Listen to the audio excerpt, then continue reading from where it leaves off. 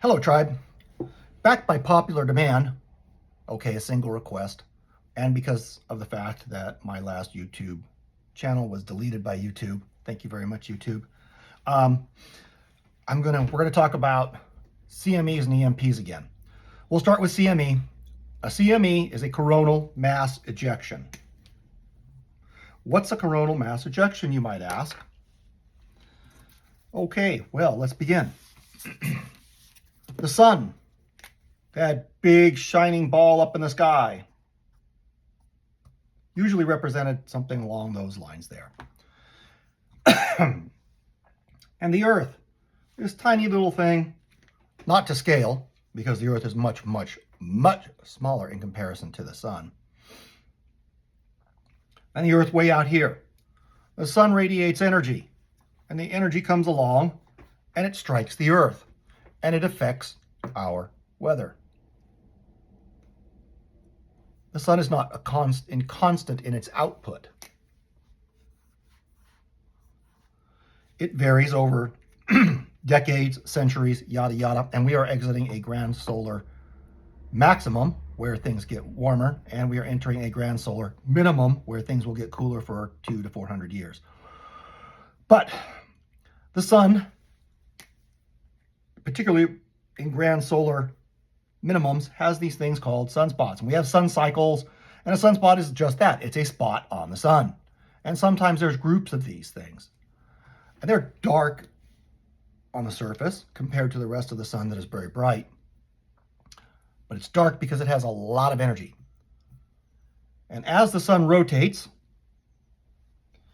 these sunspots can come into alignment with the Earth. The sun is always giving off energy spots. These sunspots, they give off energy in that energy comes out, and if you look at it in the electromagnetic spectrum, it would look something like this, a loop. The energy comes out of these sunspots, and then the electromagnetic field of the sun pulls it back in. No big deal. Well, sometimes when these sunspots gets big enough and powerful enough, the burst of energy that they can give off is so great that instead of looping back, it comes out, the sun tries, but doesn't get it, and it bursts off. And it goes. And it looks more like that. But it doesn't look like that either. It looks like this. It comes out in a scimitar.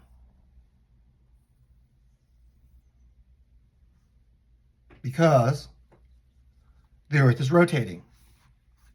And it gets greater and lesser in strength the farther away from the sun that it gets. Every once in a while, like in the 1850s, I don't remember whether it was 52 or 57. But in 1850, the Earth flew through one of these scimitars. And it was called the Carrington event.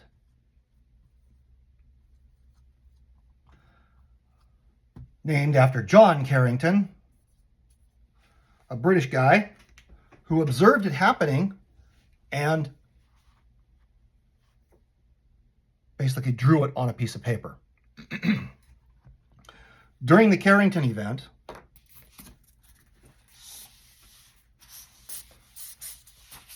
we didn't have transistor radios, computers, and such, but we did have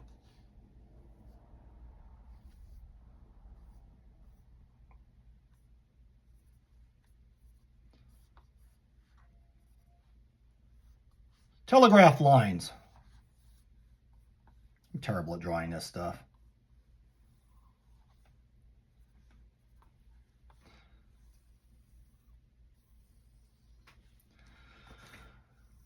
Now, copper wires, which is what they were,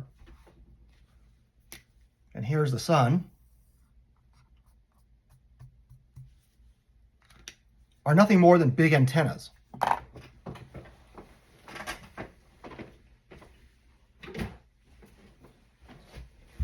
That is also an antenna for a handheld ham radio. It is also essentially a large energy collector. So these are essentially big collectors of energy that the sun gives off. When it gives off a great big amount of sun in the form of a coronal mass ejection, the sun blasts off a big amount of energy, it comes down, and these transmission lines collect that energy and they run it to the nearest device.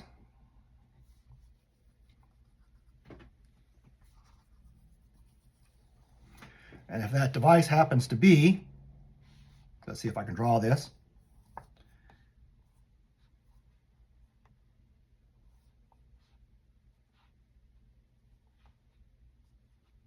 a telegraph key, did-da, did-da, did-da, we've all seen them in the westerns, which has a wire that attaches to here and a wire that attaches to here.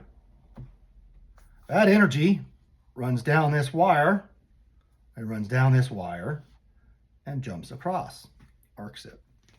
It also creates heat. And if these lines got hot enough, they would break, fall down, and because they were hot, they would start fires.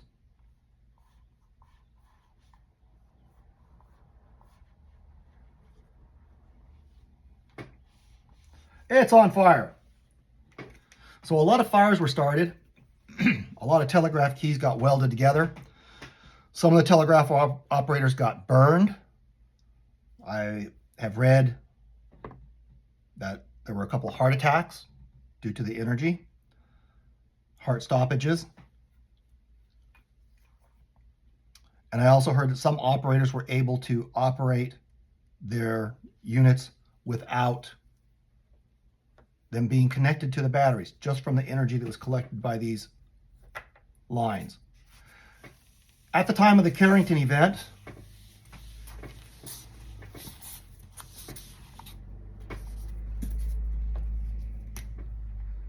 the Earth's magnetic shield, we probably remember this from grade school,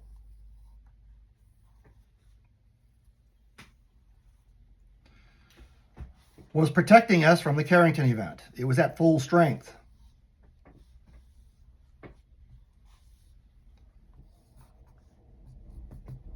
So when this energy came out, it compressed our magnetic field, but it did not collapse it, and it repelled a lot of the energy. Not all of it, but a lot of it. My understanding is the Carrington event was an X-17.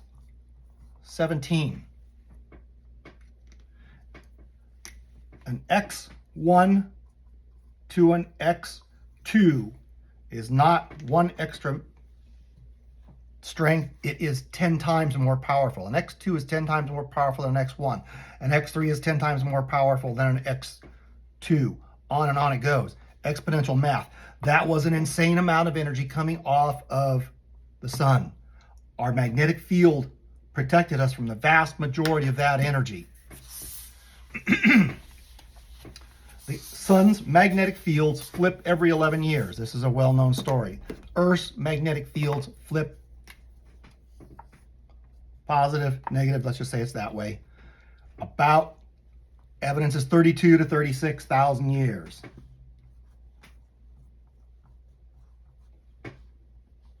Why is that important? Because when the North and the South poles are farthest away from each other is when our magnetic shield is at its strongest.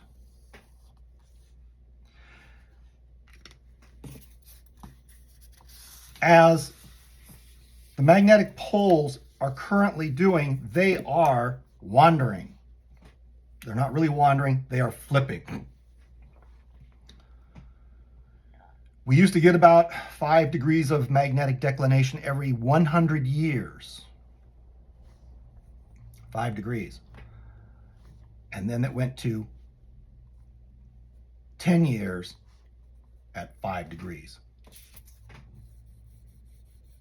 Currently, every 1 year, it is changing by 5 degrees, and it is accelerating. Magnetic pole should be somewhere up here. It's somewhere over here now. The south magnetic pole is here, should be here. It's somewhere up in here now. They are coming together. What that does is it decreases the Earth's magnetic shield.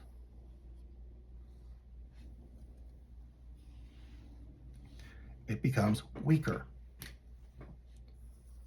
What does that mean? It means that we only need something like an X5 to X7 to achieve an X17 level event, because the Earth's magnetic field is weakening. That is also why we are experiencing very severe weather on Earth, flooding everywhere. You don't hear any of this on the mainstream media, but it's going on. And it's natural cycles. So more of this Cme energy penetrates and hits the Earth because our magnetosphere is weak and cannot repulse it. So it pushes on through and hits the Earth. That's why the sun feels so hot now. We are not repulsing or repelling the amount of cosmic rays that we should be, or normally do. We're repulsing the amount that we should right now. We're just in a different cycle. And you feel your skin begin to burn very quickly when you're out in the sun. So that is simply a matter of time before we fly through the next large event. We missed one not too long ago.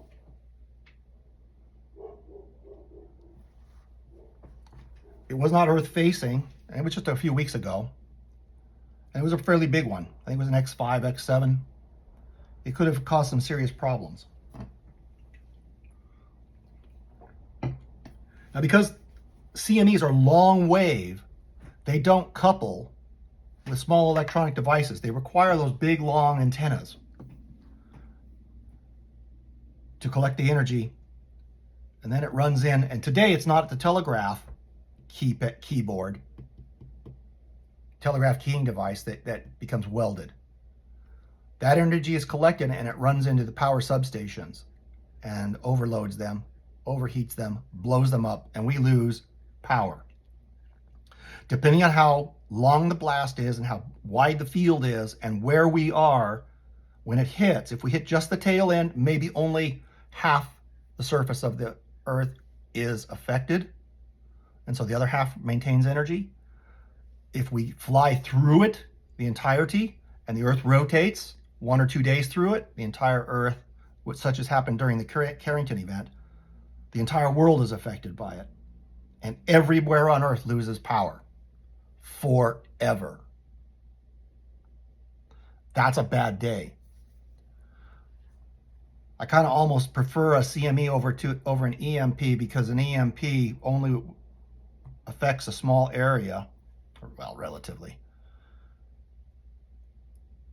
And the rest of the world can help pitch in to rebuild. A CME can take everything down.